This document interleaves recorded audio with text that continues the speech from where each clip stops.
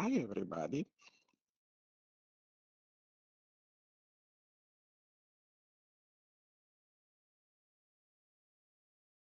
Okay, so I already talked about RBAC, so that was really the plan today, but I just figured I'd get a jump on it last class. So today we're going to do security and compliance. Really, compliance is the big part. And I'm going to focus on part two because just the order in which you do them in the lab that I built really favors part two. So I'll do that first, just so it's kind of somewhat helpful to you as you're going through the lab. So like I said, I'll intro the lab, and then I'll start talking about e-discovery and hold and online versus on-premises and all that kind of stuff. Any burning questions before I get going on this? Burn, baby, burn. No? Okay.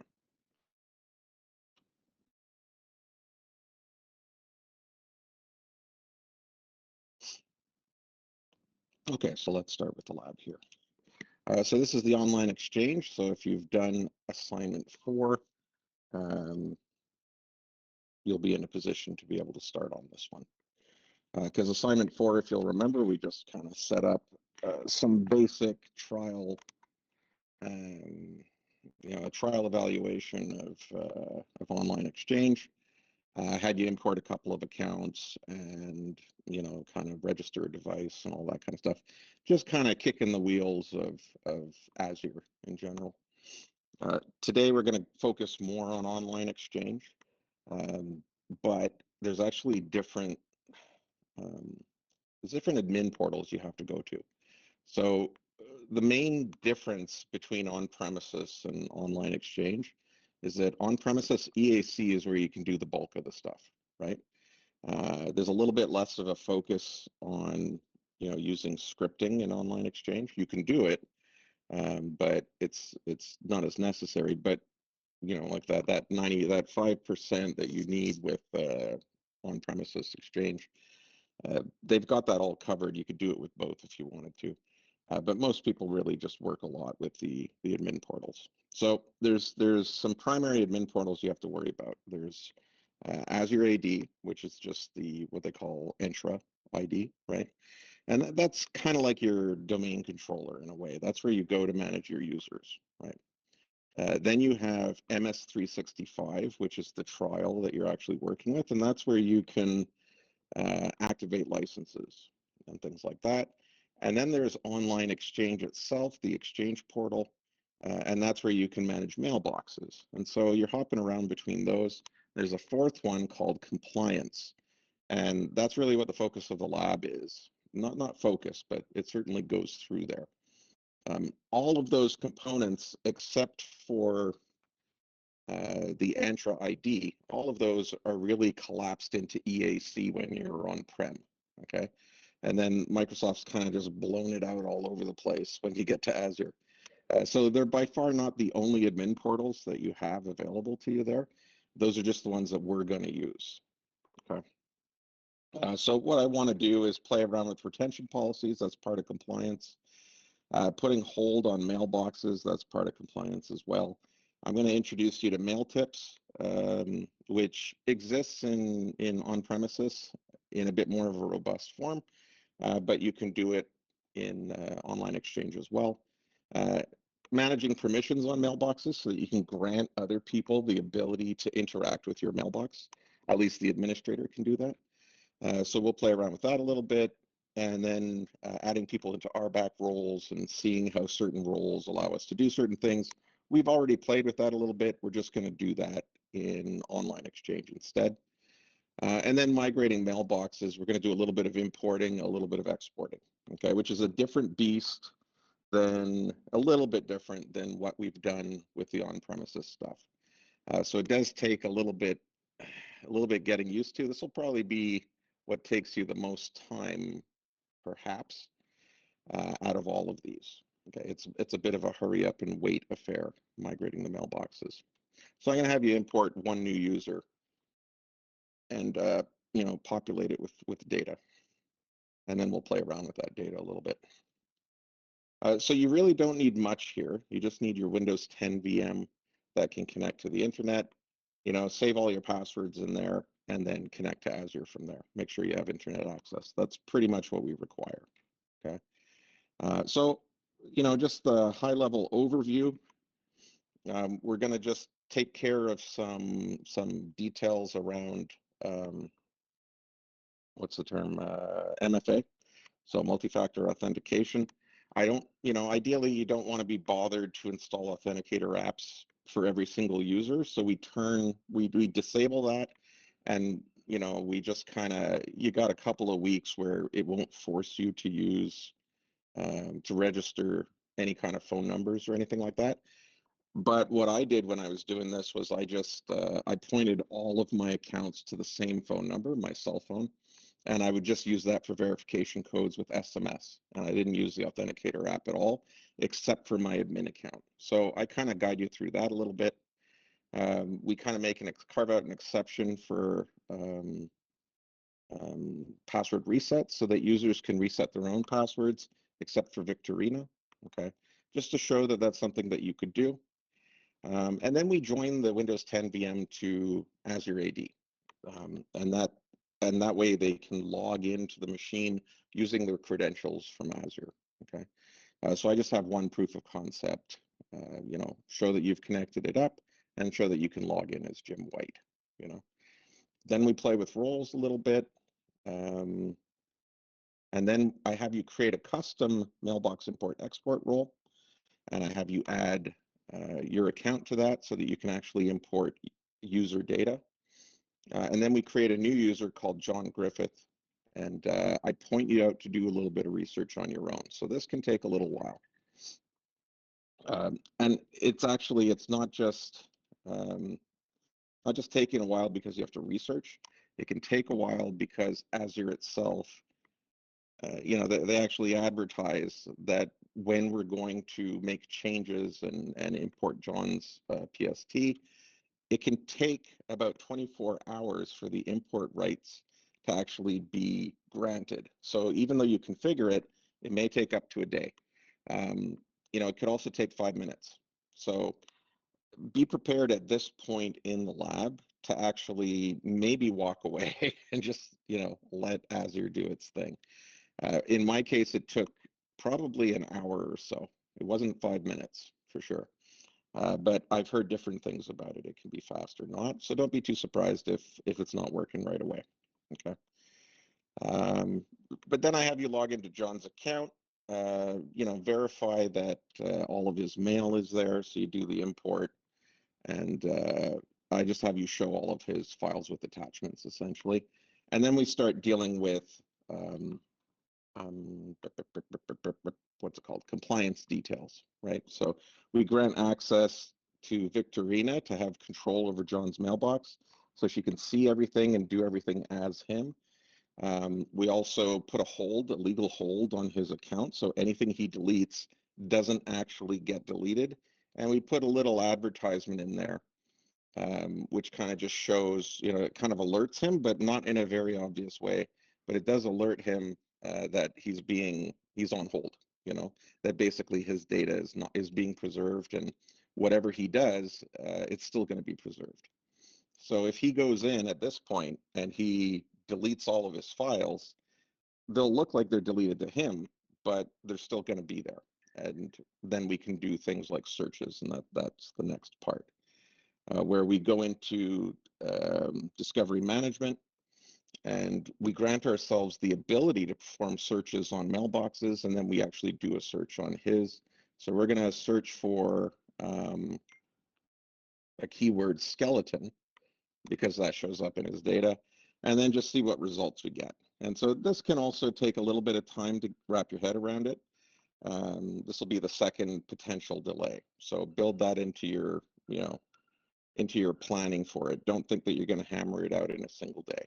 Okay, it's going to take you a little bit of time. We also set up some retention policies so that we do an automatic delete of anything that's older than a year. And then again, Azure actually takes its time with this kind of stuff. So even though we set the policy to wipe out all of his content that's older than a year, it's not going to kick into effect for like a week. You know, there's no guarantee that it's actually going to do anything in a short amount of time. So all I asked for is a screenshot showing that you've configured it.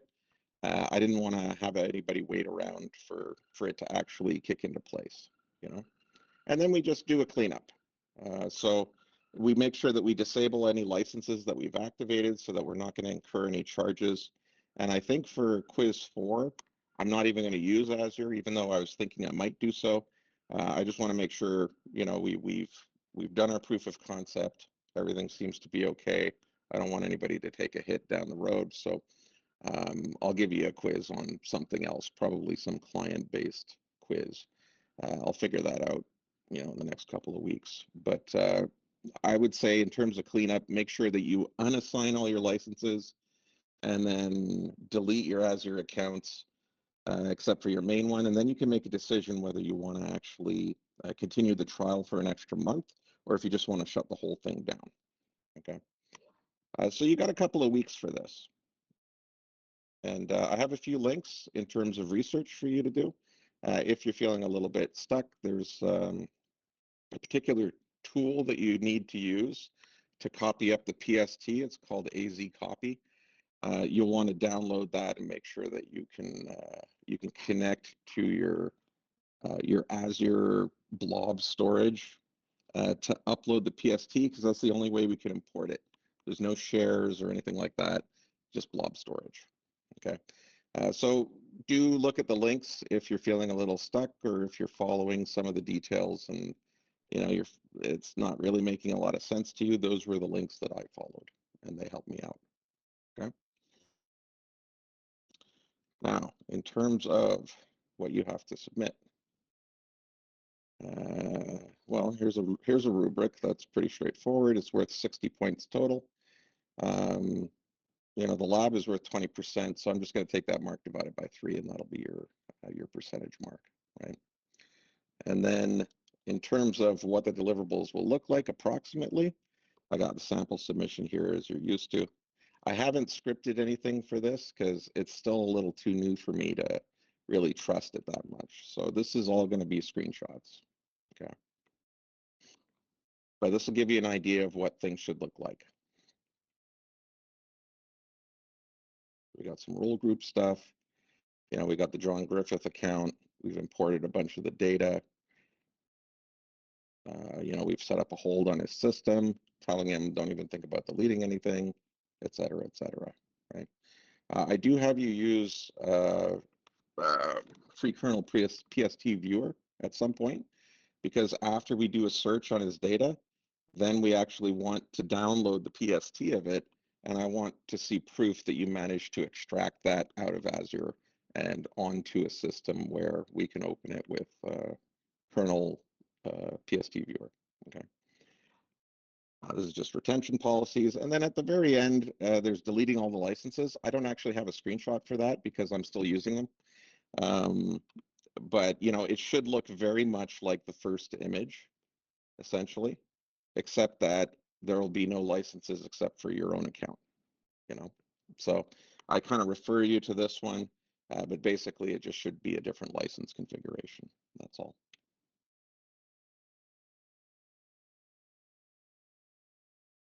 Okay, any questions about that before I go into my spiel?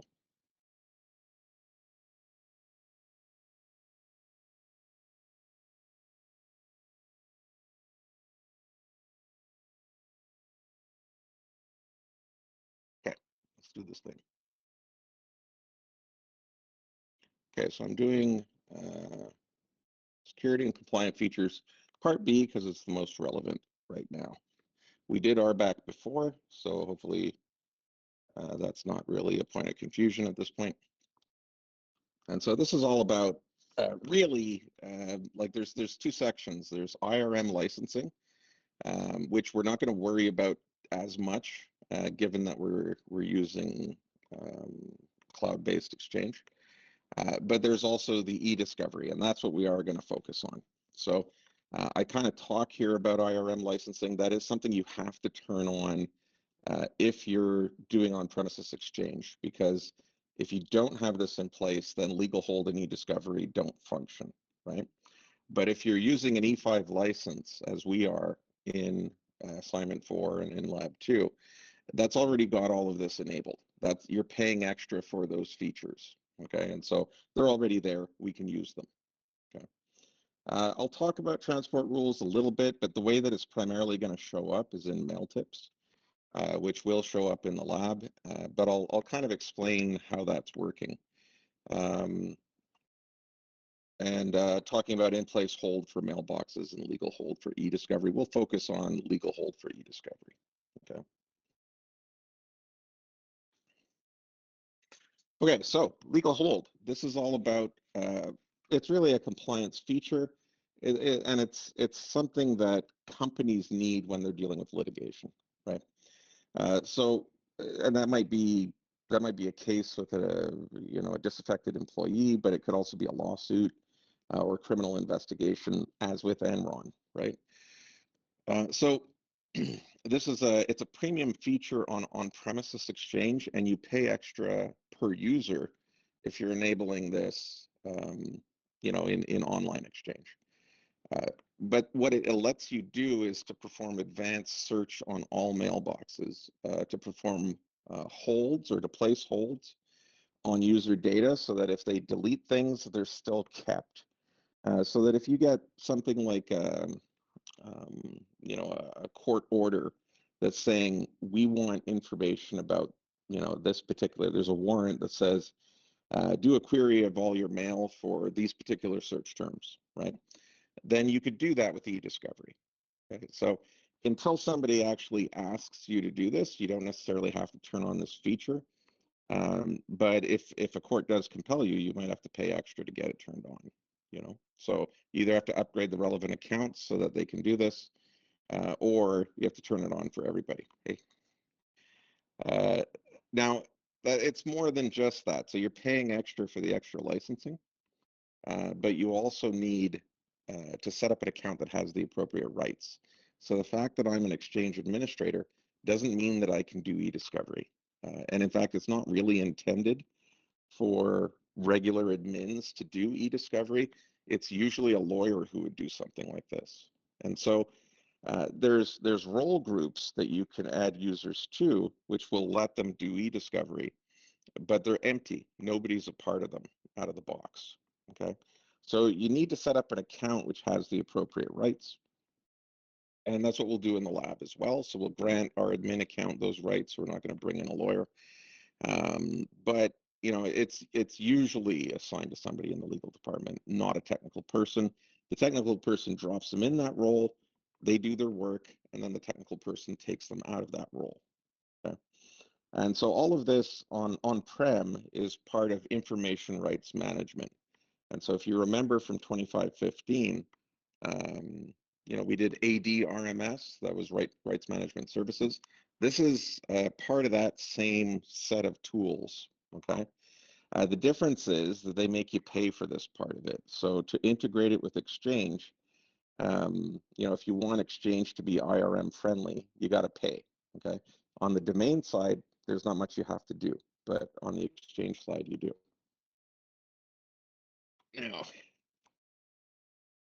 Now, okay, again, for on-premises Exchange, you have to set up an e-discovery super user. This is not something that you have to do in online Exchange, okay? So there's a command called set IRM configuration, and there's a series of Boolean values that you can turn on or off. One of the things that you have to do to be able to do e-discovery on premises is to turn on the Boolean value search enabled, okay? Also, e-discovery super user, you have to enable that account. So you set both of those to true, and then legal hold and e-discovery will function in your environment, at least for a trial period, okay? But then eventually you've actually got to pay for, it at some point. Now let's see, placing a hold is not as, what's the word? I don't want to say sensitive, I really want to say invasive. Placing a hold is not as invasive as searching every message. And so there's kind of there's a big brother feel to all of this, So legal hold is just saying, don't let the user delete anything, but you're not really snooping through anything. E-discovery, you're actually doing searches on user data and returning results. Okay. So although the discovery management role group in on-premises Exchange, on-premises Exchange, that one includes both legal hold and mailbox search as roles that are included within it. Okay. But you may not want to grant somebody both of those at the same time. And so it's possible to actually split out those roles into some kind of custom role groups that you create on your own. And that's something that we're going to have you not really split them out, but we're going to have you make some custom roles in the lab where you're just kind of, you're only adding what you need to add for a particular user. So in this case, what we're doing is we're saying, I just want people to be able to do holds and separately to do mailbox searches, and I want to be able to split those two abilities apart. So the example that we're giving here is you create your own custom role groups, okay? And, e-discovery only as a name, right, as a new role group, make it a default rights scope, or you could actually restrict it to a particular organizational unit. There's a little bit of a bug in this interface where it won't accept an OU unless you first create a default scope, set up everything, and then go back and edit it. Okay, I don't know if that's just a 2019 bug or if it goes further back, but this is something you might encounter. Okay, whenever. I don't think you'll encounter it online, but you may encounter it elsewhere. So here, you can then select the mailbox search and separately legal hold, right? So we have two separate role groups, two different roles being put into each one of them, and then you could add whatever members you want into those particular role groups, okay? Now, if you don't want to do that, if you're just like, yeah, give them the kitchen sink, then you just go back and you just add them to discovery management, and that's fine, okay? But if you're talking about the principle of least privilege, I don't necessarily want to give a lawyer the right to, everything in the organization. So you might want to either change what roles are assigned or what the scope is, right? And just create a custom one for them, add them to that, and then they can do their job, So sometimes companies have to keep part of their data for a certain amount of time. That could be regulatory requirements. That's where retention policies can come in. But holds can also help because retention policies just say, after this amount of time, thou shalt delete these files, right? But if a user deletes them early, then they deleted it. There's nothing to stop it except for putting holds on things. So if you're an organization where you are regulated and they're like, you got to keep your emails for 6 months and after that you got to delete them, the hold will help you keep them. The retention policy will help you delete them, right? And so those can kind of come together. If you're in some kind of a lawsuit situation, you might be told, don't delete any of your data. And that's exactly, if you look at the history of the email in Enron, that's what they were told. They were getting emails saying, don't delete anything from now on. I'm sure at the time they probably didn't have holds as an option because that was like 2002. So they were relying on people not wanting to be charged with anything if they did delete stuff. But this actually avoids all of that. People can't delete, and if they try, then it'll just still show up in the searching, and it'll be clear that they actually tried to wipe out evidence, So in-place hold is a server-side feature. It's not something that the user can enable or disable. And you have the option. You could say, I want to hold indefinitely, in which case it's only when you turn off the hold that things are going to be deletable. Or you could say, 6 months. We want to keep everything for 6 months. After that, it can go. Okay. And what happens if a user does delete something?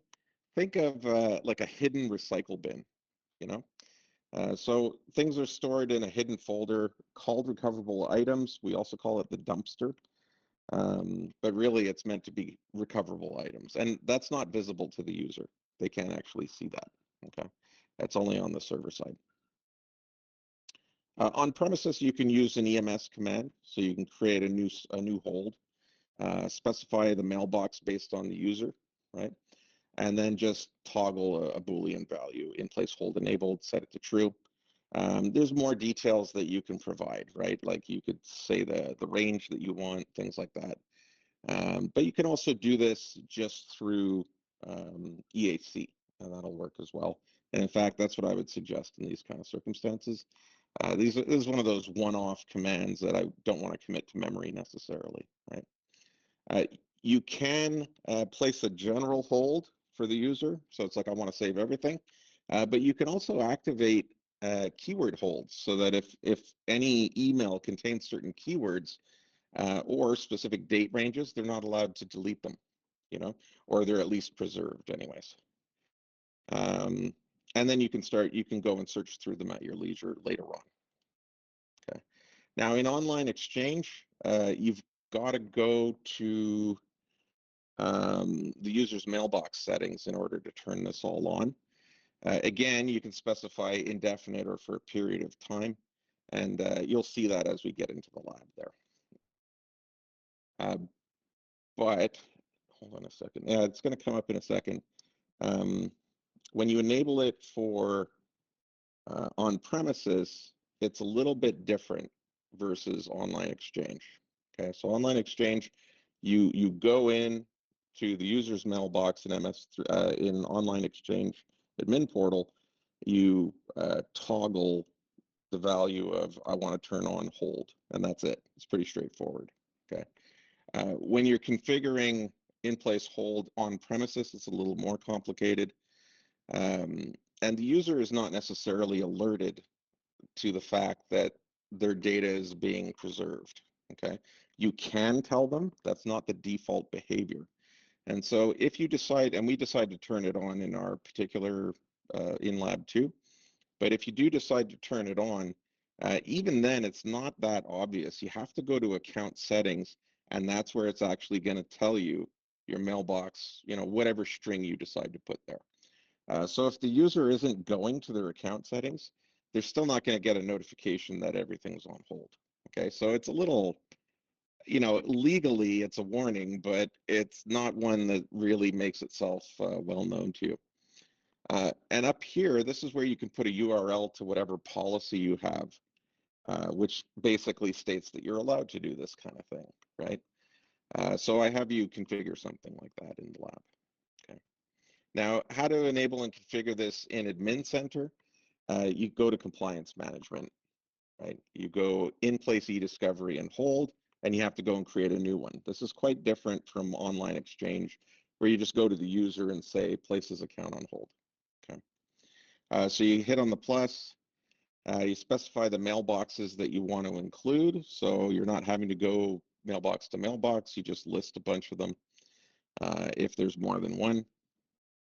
If you have the option of doing keyword searches or keyword filtering in terms of what to keep, you also have start and end dates, which you can specify, users from and to that you can specify. So this is much more fine-grained than just going to the user box and say, you know, just turn it on, right? And then you could specify, you know, I want to hold it indefinitely, or I only want to hold it for this particular period of time. Okay. You notice here, there's this statement, in place hold is a premium feature. There's actually a separate client access license that you have to pay for to make this work in production, you know, on premises. Okay. So if you don't have it turned on or enabled, as soon as you do enable it, you're in trial mode for a period of time. I think it's like 90 days, and then after that you have to pay for it or it's going to stop working. Okay, so here they're actually doing searches for items that have particular keywords, right?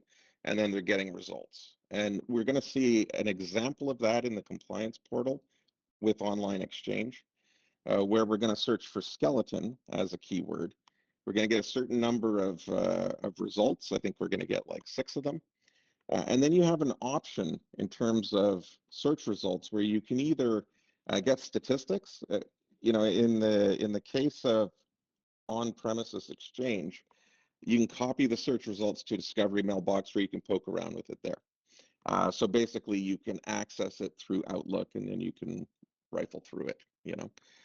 You can also preview the results in a web browser, or you can download it as a PST and then give that to somebody like law enforcement or lawyers or what have you, right? So those are the options with on-prem. If you go to online exchange, it's a little bit different, not that much. It still has a similar look and feel. So there's this estimate search results, preview search results, and copy search results. And so there's something very similar in online exchange. The estimate search results will just give you statistics about how many hits you have. So basically a lot like this, there's 20 items, et cetera, et cetera.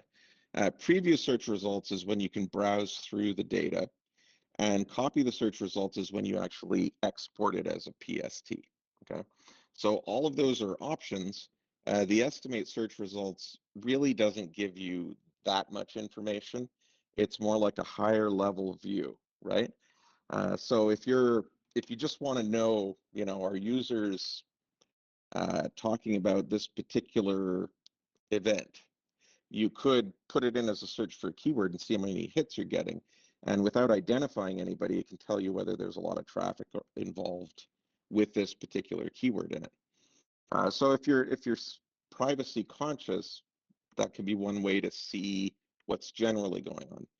Previewing search results, you're actually looking at the emails, but everything is remaining on the server, right? And so there's no data leakage concerns.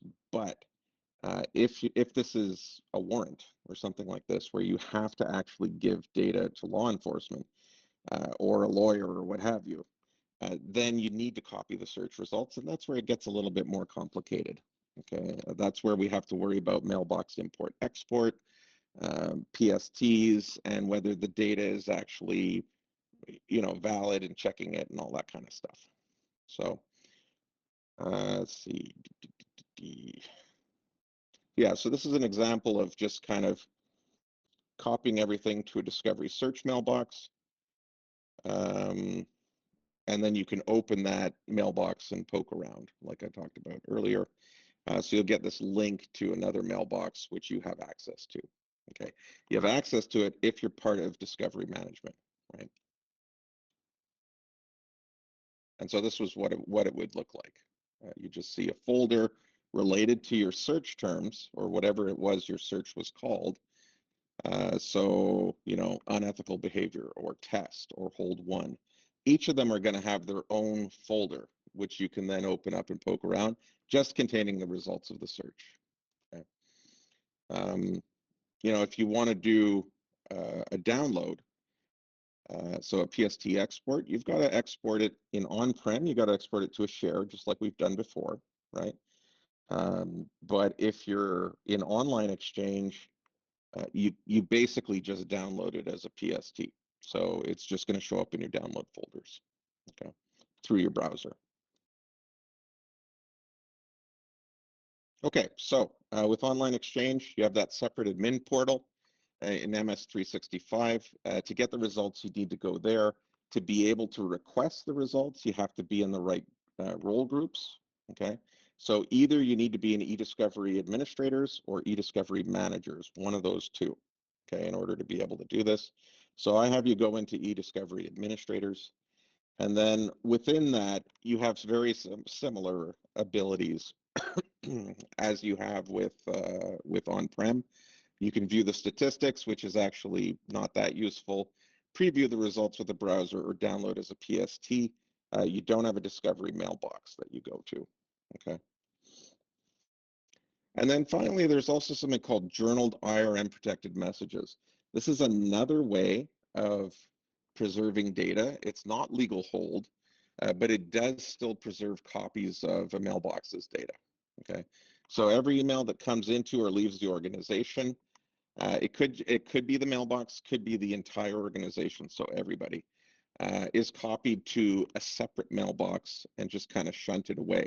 So users don't necessarily know that this is happening, and you can apply it to all mail coming into the organization. So in a way, it's It's not as fine-grained as the e-discovery stuff, but it is an alternative that does allow you to gather similar information. Okay, so it could be used for legal reasons. I'm not really sure why Microsoft has created both of these because there's a lot of overlap between them. But it seems like e-discovery is a little more targeted for the lawyers. And journaled IRM protection is just it's a different way of achieving a similar end, but it's not quite as surgical, I would say.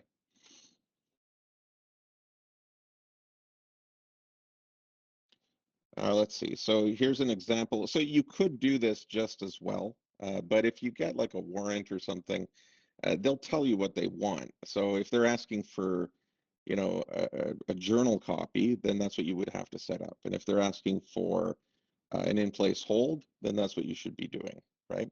So you generally want to be able to do this either way, whatever they're asking for. What you do is you provide a separate mailbox that the data that you're specifying is going to be shunted into as it arrives.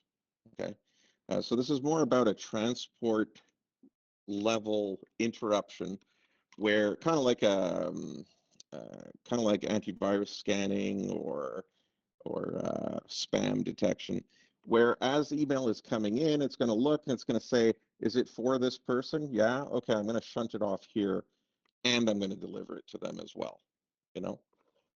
So you can enable journaling on the mailbox, of a particular user, but then you also have to have another mailbox where you want it to be duplicated to, okay? So if you want a copy of every mailbox from all mailboxes in the whole database, so all of the mailboxes, that's going to fill up pretty fast, right? Uh, Hold on a second, yeah. Hold on. I feel like this is cut off. I think in this image, it needs to go down a little further, but basically, here you can actually tell it, I want everything for the entire mailbox. So you see that we're specifying the mailbox database. You go into the properties of the mailbox database, and you could say, I want a copy of everything that comes into this to be shunted into this journal mailbox. Okay. Whereas for a user, you have to go to compliance management, and there's a step outside of e-discovery and hold. You can go to journal rules, and then you can have specific filters where you're saying, if I'm getting a message either to or from John Russell, then I want you to shunt that into this particular journal mailbox. Okay. All right, so that's kind of the compliance stuff that we're going to do. I'm going to talk about IRM next class, but it's not really going to be a point of emphasis for the lab. Okay, it's just going to complete what we talked about here a little bit, but just more of a theory talk. Okay, we're not really going to be applying it, partly because we already covered ADRMS in 2515, and I didn't really want to duplicate it in this course anymore. I noticed once I started teaching both, it just felt too similar. It's all the stuff about um, what can you stop people from doing, like printing and forwarding and stuff like that, right? Um, I figured if we do it once in the other class, I'm not going to make you do it again in this one. So I'll talk about it and just understand that it's a feature, but it's really not significantly different from what we did in 2515, except that it applies to email. Okay. Okay. Any questions